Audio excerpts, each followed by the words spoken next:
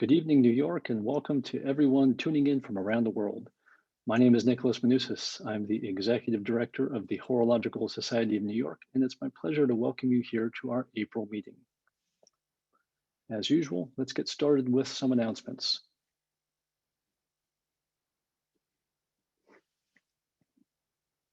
Tomorrow, HSNY will announce its 5th magazine benefit for members. So tomorrow you're going to have a chance to opt in at hsny.org/membership. If you're not a member, now's your chance. You can join and you get complimentary subscriptions to all of these excellent horological magazines. Just want to take this opportunity to thank our magazine partners for making this a reality. This has been a really fun membership benefit to roll out, and we look forward to adding even more magazines in the future.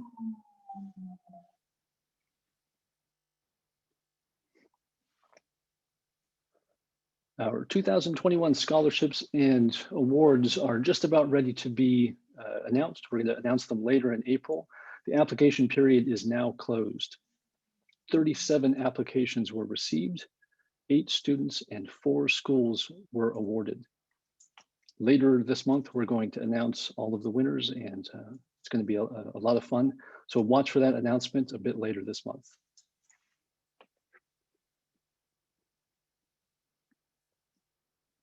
Now, on to tonight's lecture. Mark Cho is the co-founder of the Armoury, a high-end men's clothier in Hong Kong and New York, and co-owner of Drake's, a British heritage brand with shops worldwide. He has over 10 years of experience as an entrepreneur in high-end men's clothing and tailored clothing. Mark has been a watch collector for over 15 years and has written for The Robb Report, Watches by SJX, and The Rake Japan, as well as been interviewed by Hodinkee, Revolution, and A Collected Man.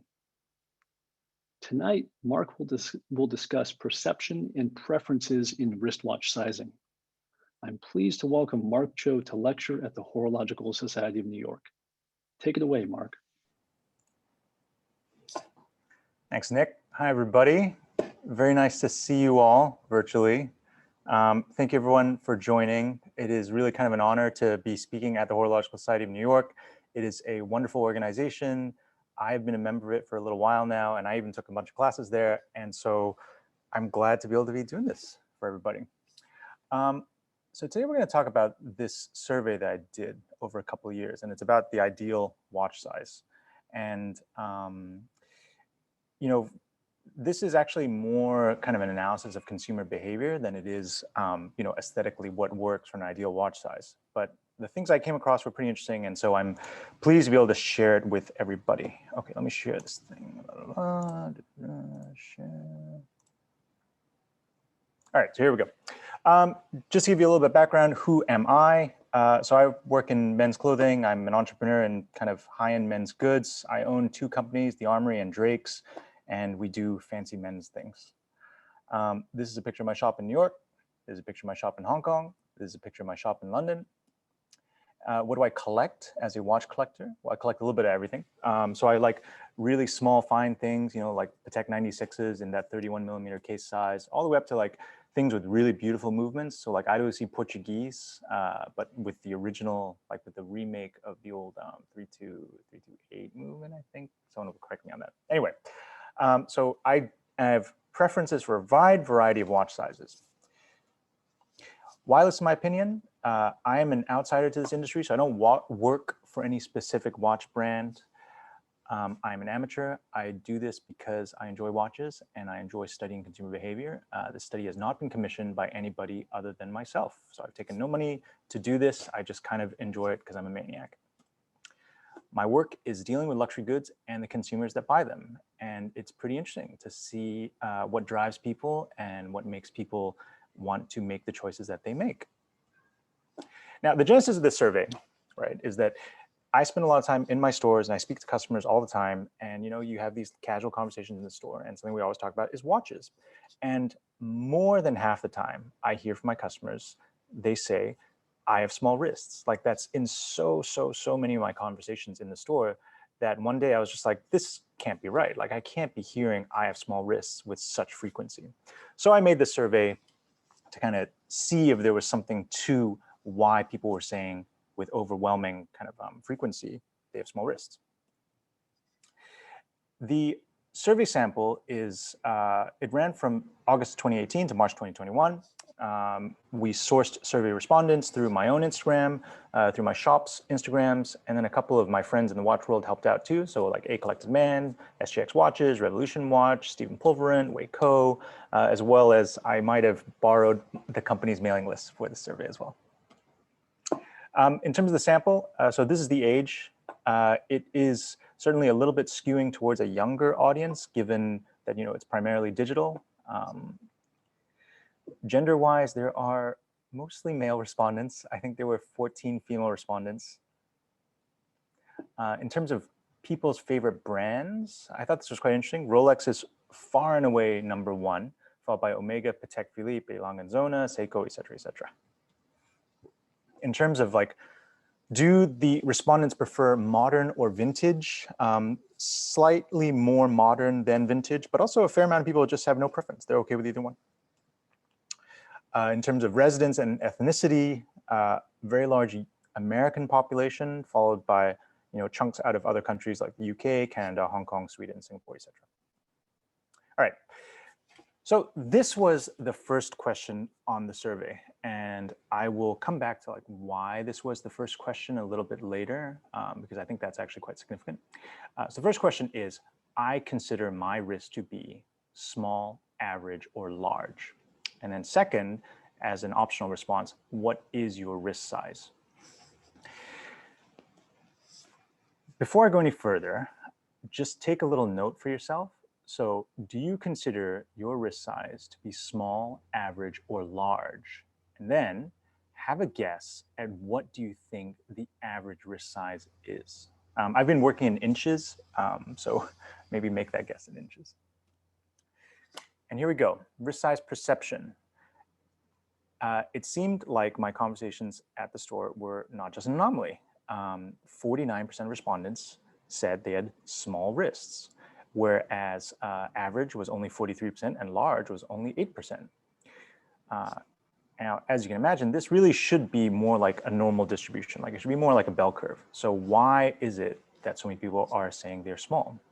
Now, if you go to the next slide, with the measured wrist size, where people reported their actual wrist size measures, that's a normal distribution.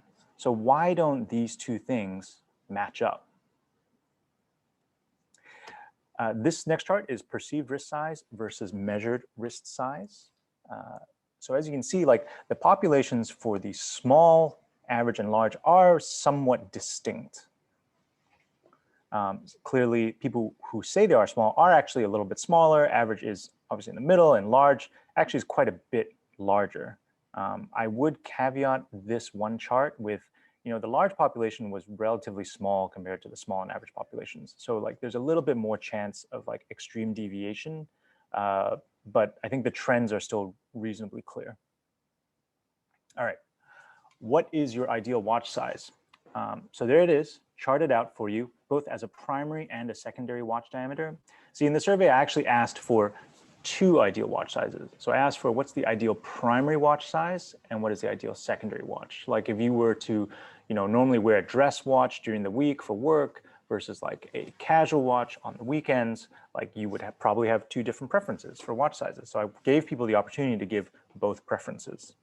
For the primary watch diameter, the average came to 38.15. But it is also worth having a closer look. In fact, I should turn on my annotation, excuse me. Okay. You should probably just notice that 36 actually has quite a large hump here, and then 37 being not an off-use size drops off a lot, but then 38, 39, 40 are kind of probably where the sweet spot is. For secondary watches, for secondary watch diameters, 40 millimeters is clearly the de facto choice of everybody. It's just far and away ahead of everything else.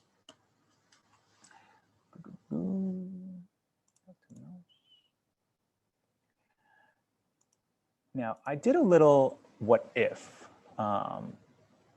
what I was trying to show here is, I could say, for instance, I had a 30 millimeter size preference, but I might be willing to deviate by 1 millimeter. So if that's the case, like, what would this chart look like if you were to assume people would deviate 1 millimeter? And that's the chart on the right, right? Primary watch diameter preference plus 1 millimeter shows that if you were, for instance, to make 39 millimeter watches, you could potentially capture 58% of the people in this survey because they would jump from 38 to 39, or they would go down from 40 to 39.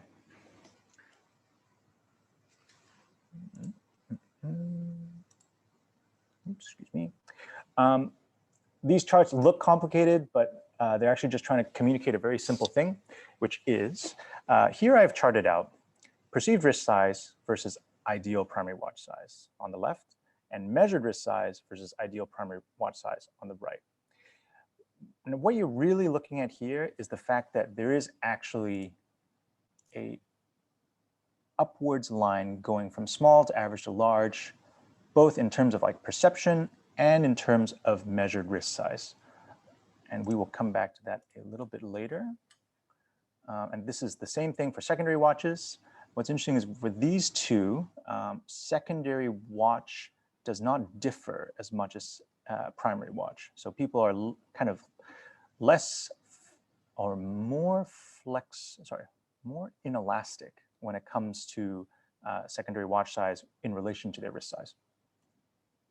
All right, now we can start the analyses. So analysis 1, wrist size perception. We have this crazy thing where we have 49% people saying wrist sizes are small. What's up with that? Is this, for instance, a predominantly Asian response? But if you look at the sample population, it doesn't seem to be overwhelmingly Asian or really any particular race. I wanted to actually, in the end, I reasoned this out using behavioral economics. So if you're not aware of behavioral economics, it's a field of study that's kind of an integration of statistics and psychology. And I find it is very useful when it comes to explaining consumer behavior on an individual level.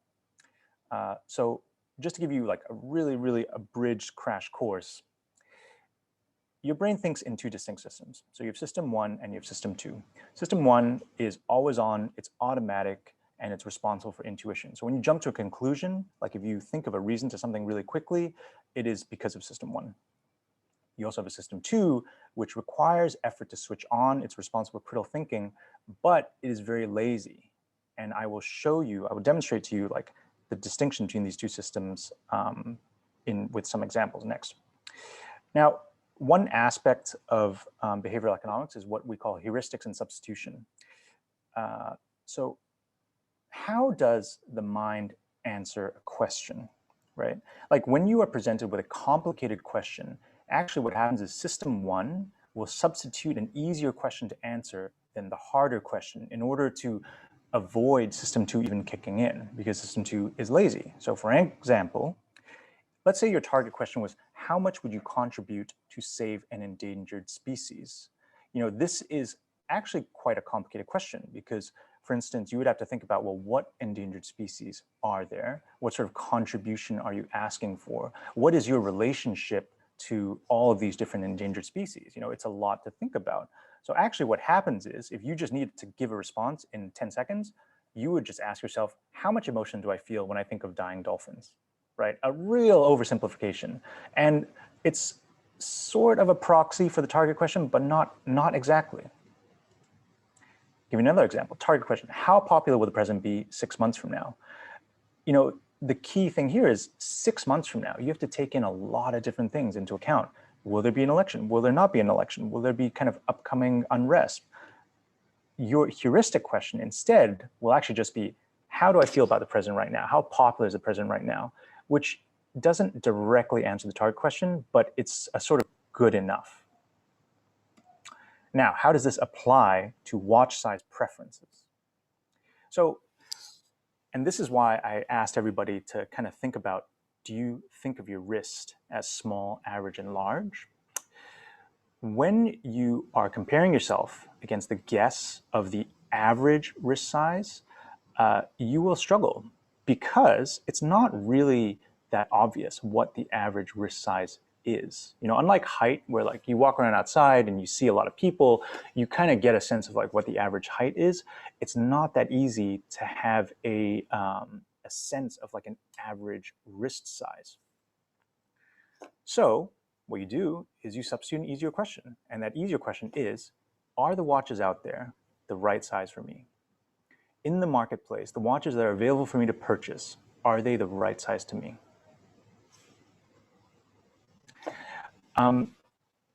This is a little chart of Rolex, Patek, and Omega's men's watches and how the range distributes, how their product range distributes across different case sizes.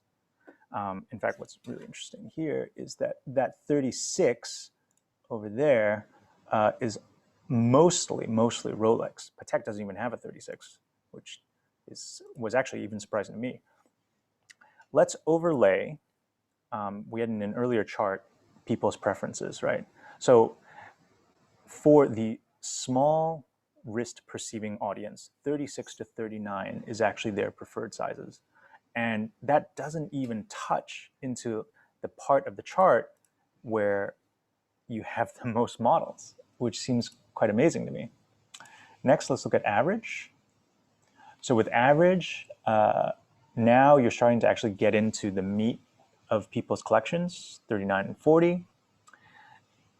And then finally large encapsulates 39 to 42. So actually people in that large population are probably being best served by existing watch companies' catalogs right now.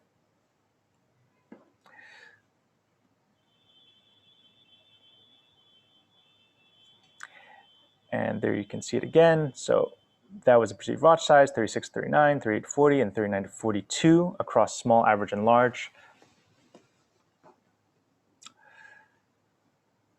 So people who say they have small wrists have preferences for watches that manufacturers are not even producing. And these people make up 49% of this entire sample population. People in the average and large wrist sizes are much better served by manufacturers' current catalogs. Average is 43% and large is 8% of the entire sample population. So there is clearly a underserved 36 millimeter audience. And actually I would take the average with a pinch of salt. You know, the average may be 38.15, but on the other hand, this distribution has two humps. You know, you have this 36 millimeter hump here, and then the 38, 39, 40 over here. So to just use an average might not actually be the right way to approach the problem.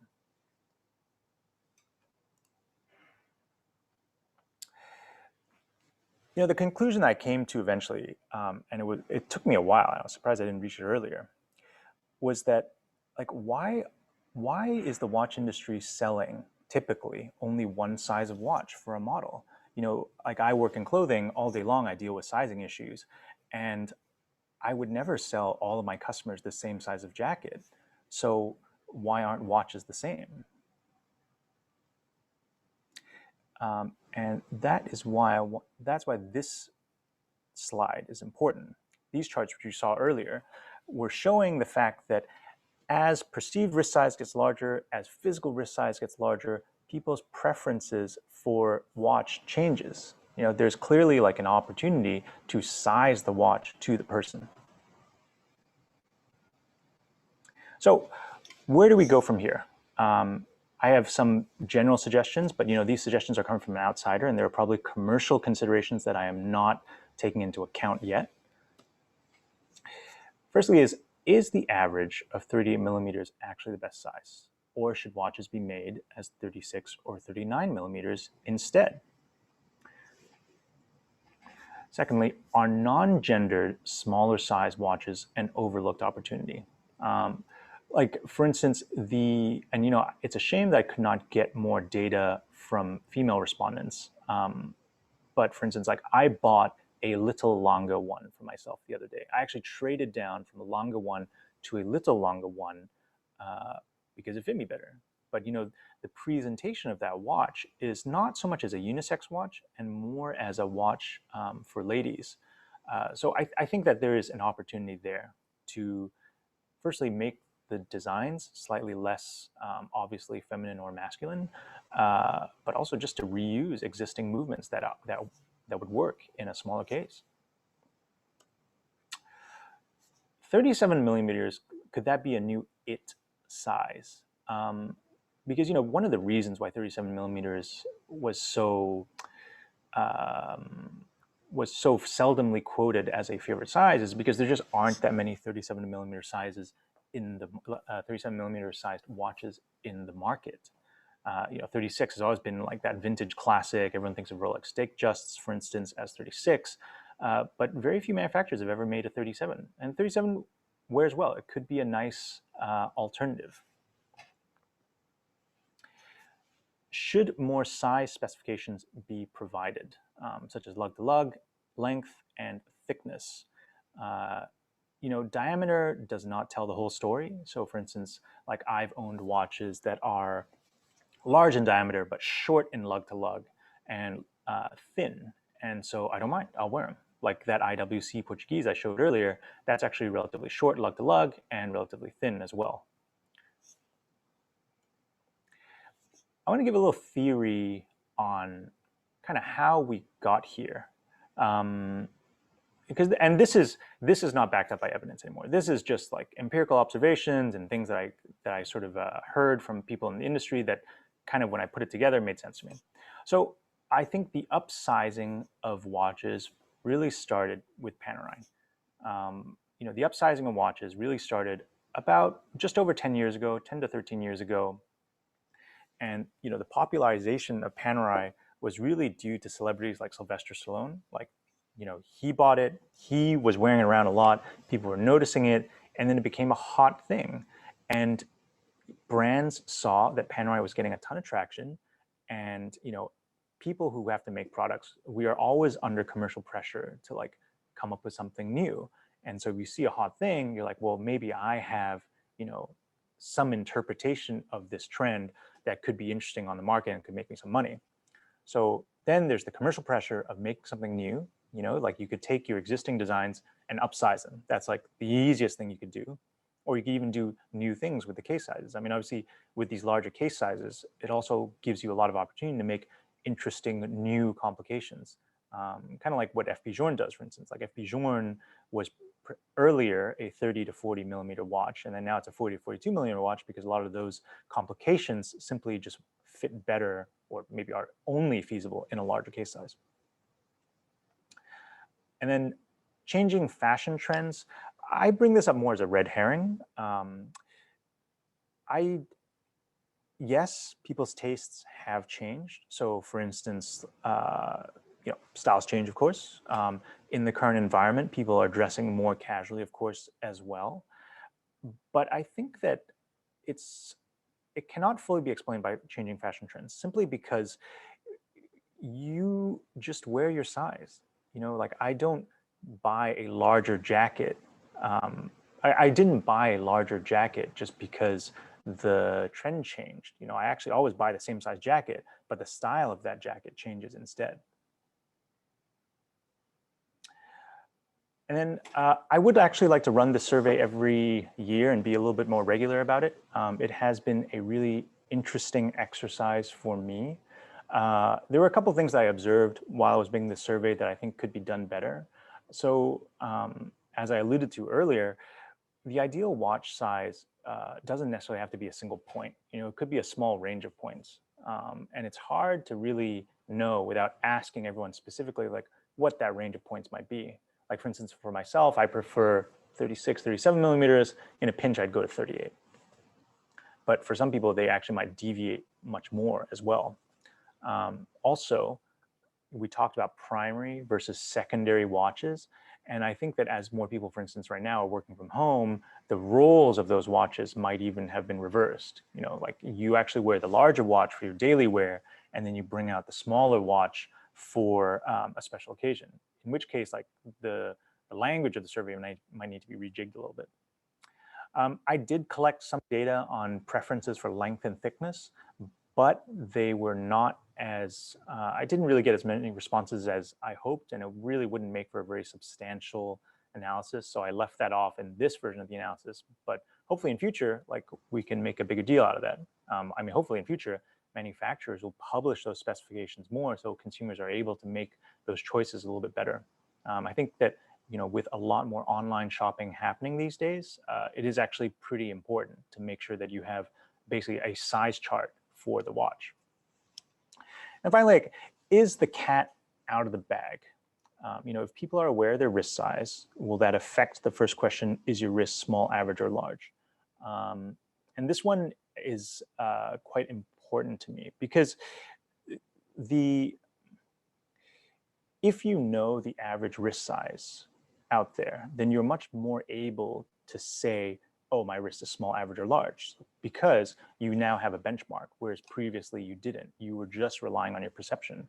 And actually, the point of asking someone if their wrist is small, average, or large is it's not really about the size of their wrist. It's actually more about how they perceive themselves relative to the watches that are available on the market. So these are kind of some problems I'll have to work through, but hopefully I will have a new version of the survey available for in about 2 months when this thing hits when this video hits public consumption. Alrighty, that is basically all I had to cover. But I'm sure people have some interesting questions, and I would love to hear from everybody. And that's it for now. Thank you very much. Thank you, Mark. That was an intriguing lecture. So what we're going to do now, we're going to get into the Q&A portion of the evening. So if you have any questions you'd like to ask Mark about wristwatch sizing, about his survey, feel free to enter them into the Q&A box. So Zoom has a Q&A feature at the bottom of your screen. I can see lots of questions coming in now. We're going to take a 1 or 2 minute intermission here, and we're going to come back in just 1 or 2 minutes with Mark and answer your questions. So now's the time to enter your questions into the box and hold tight for just a minute, and we will be right back.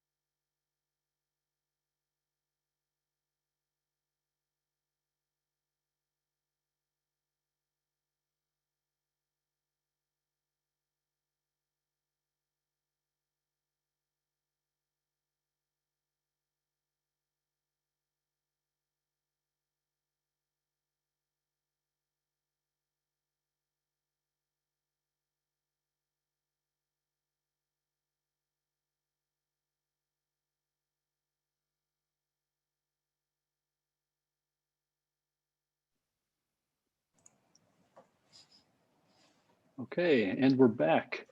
We're back with the Q&A portion of the evening, and we've got a lot of questions coming in.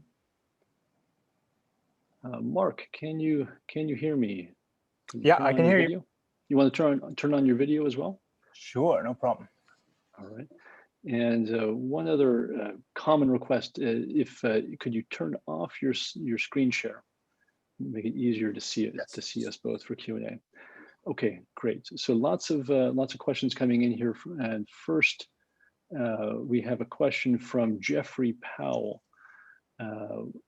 Jeffrey Powell asks, he says, Watchfinder & Co. has decided to move away from male or female sizes and instead is going with small, medium, and large. What's your opinion on this? I think that's great. I think that, well, I think it's better that these things are non-gendered. I think that people should be able to make their own choices up to whether they want it or not. I don't think gender factors into it when it comes to something like a watch. In fact, like if you think about the feminine design cues that you see on ladies' watches, oftentimes even ladies are not that crazy about them either. So by all means, small, medium, large, the more the merrier. In fact, I will add a little bit more. I think that some men are definitely like a little bit worried when they see that something is perceived as a lady's watch and it prevents them from getting into it. And I don't think that's right. You know, I think that those watches, despite being a little smaller, should be considered, especially because now on the secondary market, so many good deals, so many amazing pieces in these smaller sizes that are just not being considered. Agreed. Okay, so let's look at the next question. Mark, it looks like we lost your video. Were you able to turn on your video? Give me a second. Somehow this thing crashed. Pardon me, 2 seconds.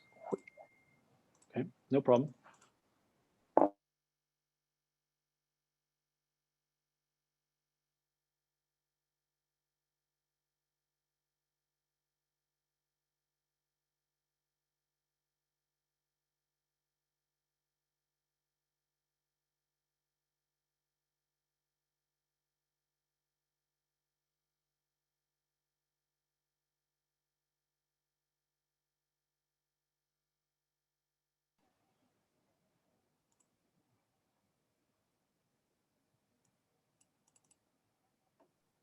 Is that back?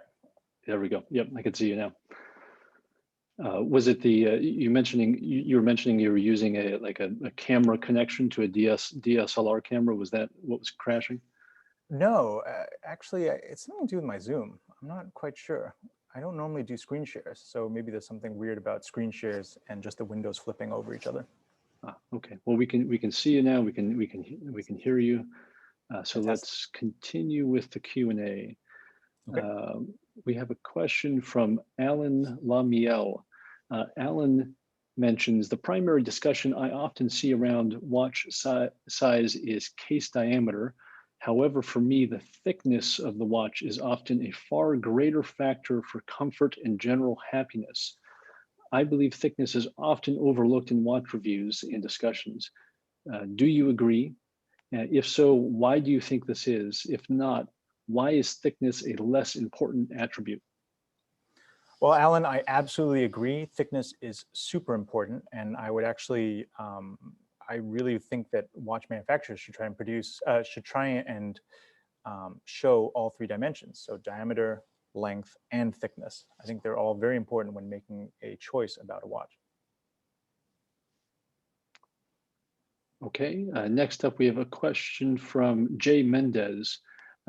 Jay Mendez asks a question that I was thinking about earlier. Is it possible that men just think that large watches reflect a more masculine image?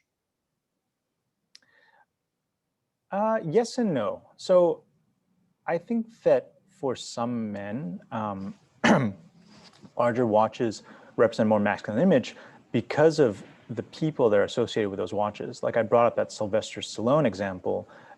You know, at that time, like Sylvester Stallone was, I mean, he still is a big deal, but you know, at that time, like his image was very much like the Macho Man image. And so anyone who wanted to be like the Macho Man has got to wear that Macho Man watch too, right? In fact, I'll give you another example of just like association. So for instance, at Drake's, we have this boot, this desert boot. And this desert boot actually ended up being picked up for the new James Bond movie. We didn't know. The stylist came in and chose it for Daniel Craig. And, you know, that boot just blew up. Like we've never sold anything as fast as that, all off of the association of, you know, James Bond. Very interesting. Okay, so we have a question here from Matthew Lopez, and Matthew asks a great question about different watch styles or case styles. Matthew says, "Hello, Mark. Matthew here from the Philippines. What do you think the idea is around wearing a Richard Mille watch?" He mentions that the reference 1103, he thinks it's way too big for him. So what do you think about watches that are not round case shapes? So I guess in the case of tonneau shapes, I find they often wear larger than the size information might reflect. Because obviously, rather than being a diameter where it's going to taper this way and this way on a circle, it's going to be a rectangle. So you're actually getting a lot more watch than you might expect from just the size spec. I mean, I have nothing against Richard Mille. It doesn't suit me so much, but they're lovely watches. And I think that they, there's definitely kind of like a Richard Mille tribe, right? Like there's certain people out there that they wear Richard Mille and it just looks good on them. Like watches are in the same way as clothing, just kind of part of a visual identity. And so you use it also to kind of identify yourself to your tribe. Well, a follow-up question there. I'm not sure of the answer. Do you know, does Richard Mille, do they offer their famous tonneau-shaped watch in different sizes? I think so. I'm not pretty sure, sure. at least in different thicknesses. I remember I've seen a few that are relatively thin, but Richard Mille is not a brand that I follow particularly closely. Yep. Okay. Next up here, we have a question from Nick Shahani. Nick asks, can the preferences for smaller watches by the sample audience be attributed to the preference for these sizes by the watch media, i.e. the Hodinkee effect? It wouldn't be an unfair assumption that the folks who responded to your survey follow the watch media in some capacity. So what do you think? Is this being influenced by the media somehow? Well, Nick, this is a great question and it is very perceptive. As with any survey, the sample is super, super important. And clearly I didn't go out and just find a bunch of yahoos to answer the survey. I appealed to people who either like this sort of stuff or like watches in general, right? And the one thing that kind of made me feel like, okay, well, maybe this survey is not too biased was when I showed you that chart of wrist sizes, of measured wrist sizes. And the fact that that was at least normally distributed, so there was a bell curve shape to it, made me feel like this is not a population that is skewed in some way, at least in terms of size. But in terms of preference, there was that slide about the favorite brands. And if you look at the slide about the favorite brands, certainly there's like a couple of brands on there that are more famous for producing smaller sizes, and brands are famous for producing larger sizes barely even show up on that list. Like for instance, I was actually quite surprised to see Audemars Piguet show up so low on that list. In fact, also, Rolex came as #1, and something that I would love to know, but I haven't quite figured out how to dig into that yet, is was Rolex #1 also because they offer a 36mm size, and so they're just capturing this extra 20% of people that other brands aren't capturing? Could be. Okay, next up, a question from Chris Williams. Chris asks, or he first mentions, one thing you didn't comment on was the preference for vintage watches, which might undercut a part of your analysis of size, as vintage watch fans may need to make do with smaller watches. What do you think? Is this actually happening? Are vintage watch fans making do with smaller watch sizes? Well, that is why I added a question for whether the sample audience had a preference for vintage or modern or no preference at all. Because you're right, like if you are into vintage watches, chances are you are going to prefer smaller watch sizes, because also there are no larger vintage watches available. I mean, there are, but they're very, very few in comparison with the vast majority at say like 33 to 36 millimeters. I could filter out all the data and just show vintage preference, modern preference, and no preference populations and do the analysis all over again. But I would worry that I've basically divided the population down to like such small chunks that the data is no longer that statistically reliable anymore. Okay. Next up, a question from Marcos Dietz. Marcos asks, this is kind of a technically interesting question. Did you consider adding lug-to-lug measurements to the survey? Do you think customers really understand lug-to-lug measurements? So I'm going to assume Marcos is saying lug to lug like this way, as in from the tip of the watch to the tip of the watch, not lug to lug this way, as in if I'm buying a strap, what width of strap I need to buy. Lug to lug was on the survey, and I didn't get that many responses for it. Like I think about 15% of the respondents actually answered it, so it just wasn't really usable. I wish there was a way to get more lug-to-lug data, because I think it is definitely something that people should be much more aware of. Like for instance, I love FP Journe. I wear FP Journe watches myself, and his lug-to-lug is actually relatively short, which makes the watch wearable for me. Okay. Oh, and do customers understand it? I don't think so.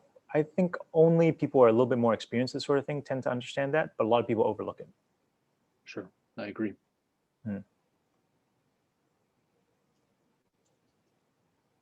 Okay, next up, Mark, how you doing? Should we keep going with questions? Are you feeling good? I got like an hour. I'm all good. I don't know if you want to put up with me for an hour, but I got an hour. Okay, so next up, we've got a question from John Davies. John asks, have you talked with any manufacturers about your findings? I have. I'm not sure if they'd be comfortable with me like disclosing who they are, but I have. And yeah, I mean, they were glad to get some interesting data.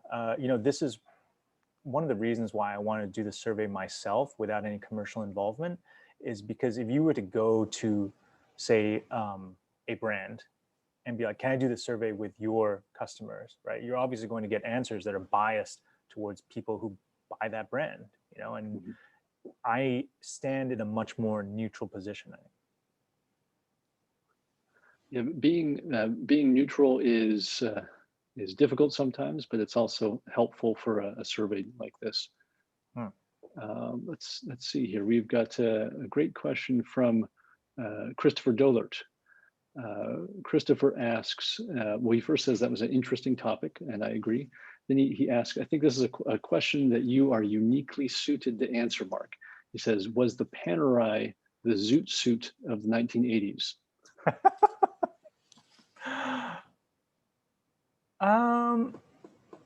That's a funny question.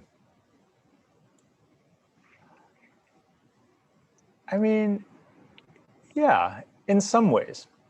It's interesting. The Panerai is the zoot suit of the 90s.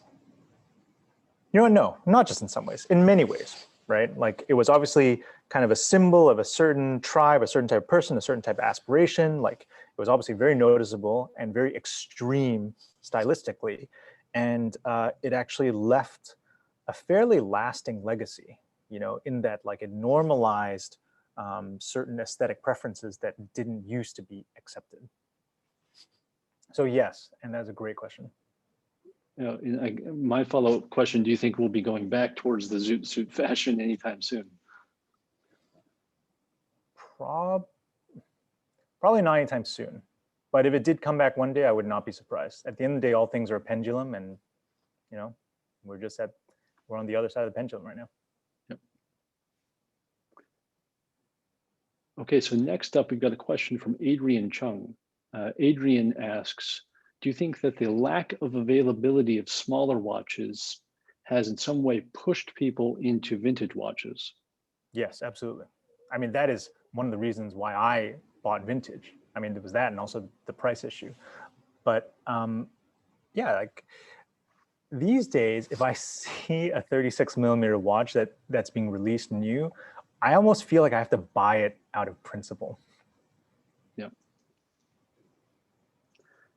If there are any watch brands tuned in tonight, listening, maybe that's a good direction to go in then. Next up, we've got a question from Austin Cherone. This is a question, I guess it's for both of us, Mark. He says, will your analysis be available later? And I can answer from the Horological Society perspective. Yes, this lecture is recorded. It will be uploaded to our website tomorrow for members. And then in 2 months, we publish it on YouTube for the public. But Mark, is your survey available anywhere else that people could find it? I used to have it on my website, but it was an old write-up, and some of the analyses changed and were significantly improved. I need to actually do a new write-up. If I have time, I'll try and do it in time for when this video becomes public, as in like available to non-Horological Society members. Honestly, the thing I'm more interested in doing is trying to improve the survey and do a 2021, 2022 version of it instead. Sounds good. Okay, I'm looking through the questions here. Wow, there are so many questions coming in. We are not going to have a chance to answer. We've got over 100 questions asked, but we'll do our best. Because I crashed out. I only see 39. So many questions are being asked that it crashed your Zoom, Mark. Yes, we'll go with that. We'll go with that for why my Zoom crashed. So next up, this is an interesting question from Galvin Wong. Galvin asks, do you think that dial color is a factor in terms of perceived size of a watch? Yeah, definitely. Typically white watch, like light colored dials, are going to wear a little bit bigger than dark colored dials. Just visually, that's how it is. And I'm assuming this is kind of a similar thing that you see with suits and jackets, right? Mm-hmm. That's right. It's sort of like they say, oh, if you want to be slimmed down, you should wear a dark color. Okay. Okay, I'm looking through the questions coming in here. Okay. Question from our friend Osama Sendai. So if you I just want to say hello to Osama, and just point this out that Osama is a mutual friend of ours, and Osama and Francois Paul Journe actually gave the last in-person Horological Society lecture in March of 2020, before COVID happened and before we switched to virtual lectures. Mark, were you there? I was there. Yeah. Yeah. I was there. That was quite a night. I remember that night. New York. Oh man, that was fun though. That was good. I remember, before everyone's shaking hands and socializing, and half of the people there were not shaking hands. The news was starting to kind of come out. So that kind of brings me back to that night. So back to Osama's question here. So Osama asks, why do you think brands are so persistent and convinced that larger case sizes work? So at this point, I can only offer like my outsider's view. I'm not in the industry. I don't know the industry well enough to really give good commercial reasons, but I'll try. I mean, one is stuff is selling, so let's not mess with that, right? Like any merchant is always going to have a little bit of that mentality. Secondly, with movements having been developed for these larger case sizes, like you have to pay for the cost of developing those movements. And so it's just like too much of a risk to suddenly change back to using those older case sizes. I think that is mostly it. Okay. Oh, and one last thing, I guess, is and this goes back to the biases of customers of an existing brand, right? Like if you're always buying Panerais, you're not going to be asking for a small Panerai. You go to Panerai because you want that large size, and that's part of that brand's identity. And I think for some brands who are selling larger watches, it is actually become kind of part of their identity to be doing these larger sizes. That's very true.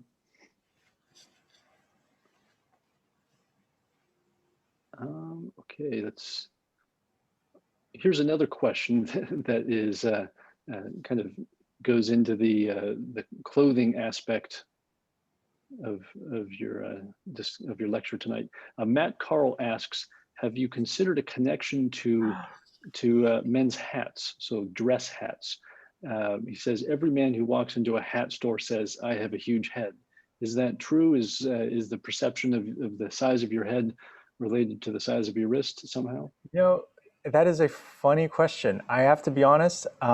I have not experienced that. I've definitely had a lot of conversations about hats with people, but I have not noticed, certainly in the way that I notice overwhelmingly with wrist sizes, men saying they have large heads. I do get it once in a while, but I also get men saying, "Oh man, I have a tiny head." Do you sell dress hats at the Armory? Yeah, we do. Wow. We Okay. do fedoras, trilbies, all that sort of stuff. Wow. I always enjoy looking back at these photos of New York in the 1800s, and everyone is wearing a hat. It's very different today. Yeah, Um, they're beautiful things. okay, next up, a question from Andrew Harnett. Andrew asks, you mentioned Panerai as having an influence on large watch size popularity. Do you also think that Seiko's G-Shock had an impact as well? That is also a really interesting question. I think that they were two fairly distinct, separate worlds. As in, I I would find it hard to imagine watchmakers at the levels of Panerai, JLC, Omega, etc., like taking cues from G-Shock back then. I think G-Shock was really seen as more of kind of like a fashion thing or a kid thing or something like that. So I don't think those two are that connected. I'm seeing multiple questions come in, people asking, have you talked with any manufacturers about the survey? I know you already mentioned that you have, and you can't say exactly who those manufacturers were. Can you give a hint? Were they Swiss? Were they from somewhere else in the world? I mean, I spoke to more than one, so like there are countries in there that make watches. I guess I can go as far as that. I don't want to get myself in any trouble. All right, fair enough. I tried.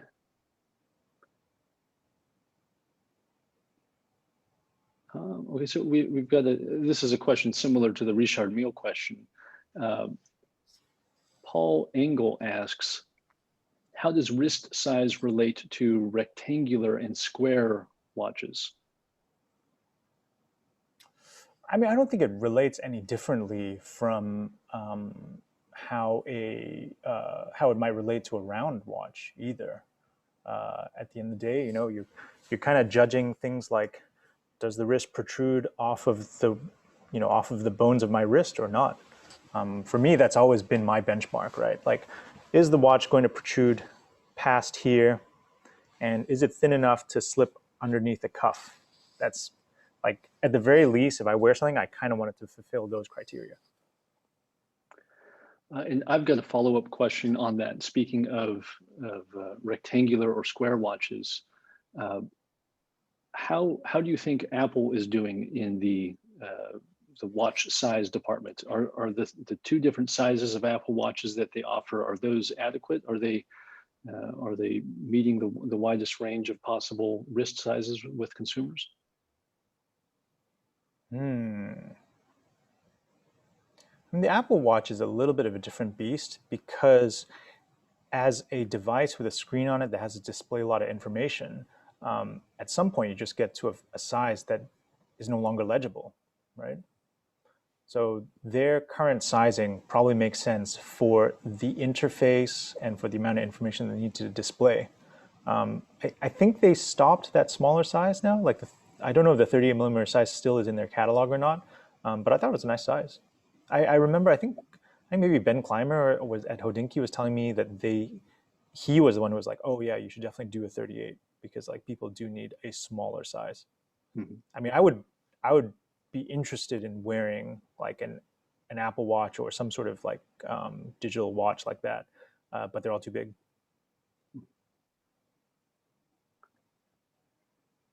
Okay, next question is from Joseph M. Joseph first mentions Cara Barrett wrote a great article on unisex watches. I agree, that was a wonderful article. What do you think is the biggest barrier in the industry that's stopping non-gendered watches from being the new normal?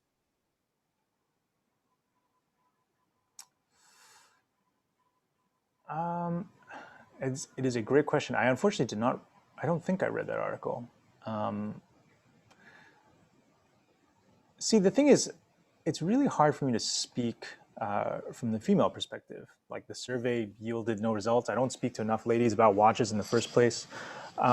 Certainly from like a male perspective, if you were to say, oh, this is a lady's watch, and you're trying to sell it to someone, like you would struggle. Like I can do it because I don't mind, like this stuff doesn't bother me. But I think for the majority of men, they'll be like, no, I'm good, no thanks. I think kind of the male perception of it is one, and then secondly, the design, right? There's actually even more ladies' watches that I would be perfectly happy to wear. They just have to take the diamonds off the bezel. Like it's just like, I'm sorry, I can't get away with that. Yeah. In fact, there's some beautiful Pateks, right, in the ladies lineup, especially the complicated ones, like the World Timer, like the chronograph, great sizes, all with diamonds. That's a great point. So we've got a question here from Shah Boyuk, and I'm sorry if I mispronounced your name. Shah asks, what do you personally think of dive watches? So they're generally pretty big. I think this is a great question because dive watches are really, they're a tool watch. They're meant for doing a specific activity. So how does that fit into the puzzle of wrist size and fashion on the wrist? So I like dive watches. I actually don't own any dive watches because I just don't dive, and they're generally a little bit big for me. But you know, I have a lot of respect for items that were designed with purpose first, right? So a dive watch is that big because it has to sustain the water pressure. It has to have the necessary legibility. Like those things are beautiful because they fit those purposes so well.